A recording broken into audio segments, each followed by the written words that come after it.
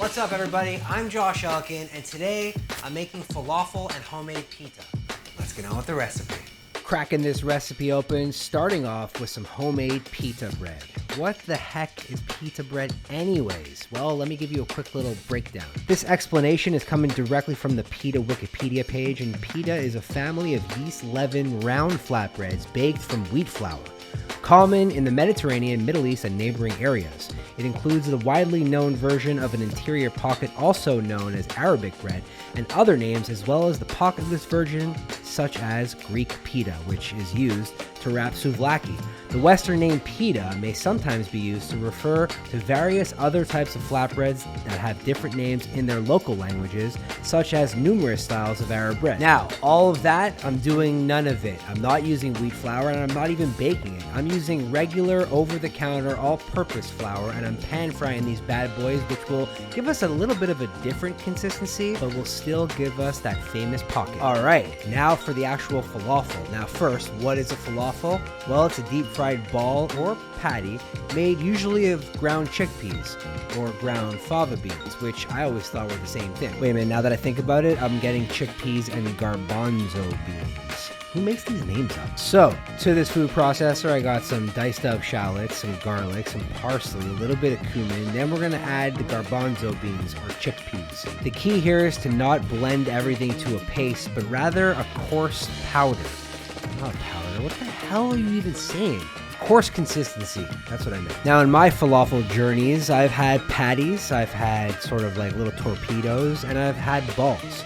For this example, in this recipe, we're gonna make balls. The cool thing about making falafel is you don't need to make it in a pita. You could just put it on a plate. You can put it in a salad, or you can put it on top of French fries, which we're gonna do at the end, so stick around. Once I achieve sort of like a golden brown, crispy exterior, I'm gonna take them off and immediately season it with some salt. I added salt and pepper and various other seasoning to the falafel mix, but it's important that as soon as they come out of the deep fryer, to season with some more salt. All right, back to the pita. It's been sitting in this bowl covered, and as you can see, the dough has risen. And now we're gonna knead it out and separate it into 8 equal balls, or however many balls you can equalize. Does that make sense? Equalized balls? It's not a movie title. It's how we're going to separate this dough. Now, the fact that we're going to knead it out for a little bit on this floured surface and then transfer it to a baking sheet, then cover it again, is why we're going to pan fry these pitas instead of putting them in the oven. Looking back on this recipe, I probably could have put these in the oven, but for the sake of this recipe and this video and the stream that I made these on the first time, I decided to pan fry them. Guess what? It worked. All right, now if you know my cooking style, you know I don't just garnish things. I like making full-out meals and using those as a garnish. And in this case, it's no different. So for the salad, I'm gonna cut up some cucumbers, a little bit of red onions, some tomatoes, and some parsley. Mix it with some lemon juice, and that's gonna be a salad.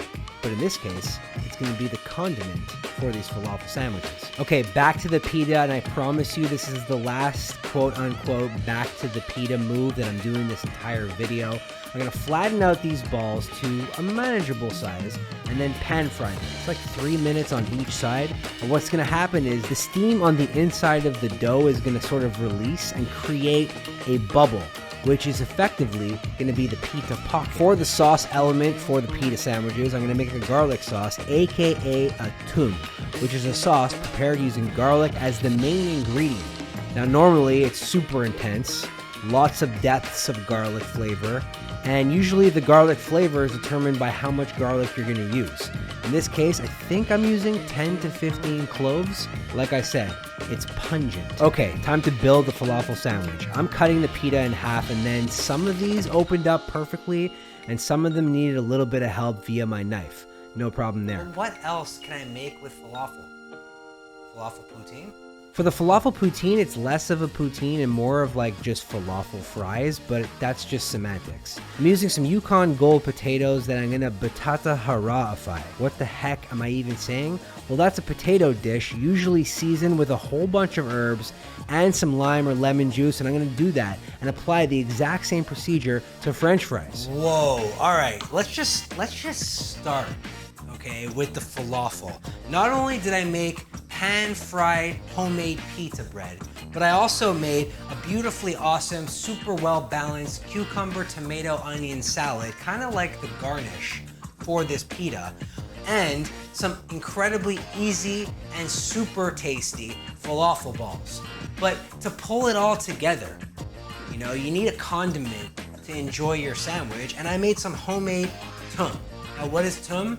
It's a garlic sauce. Think garlic aioli, but like way more garlic than you would anticipate. That on its own is super delicious, it's super awesome. But then I took all that and put it on a plate of French fries. But not just any French fries.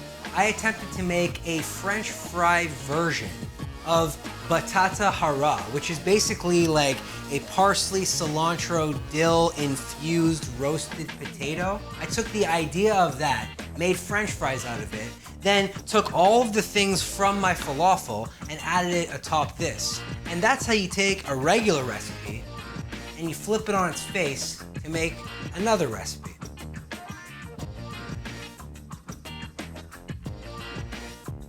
You want this recipe? Check out recipechampions.com. There's a link down below that'll take you there in order for you to achieve your falafel dreams.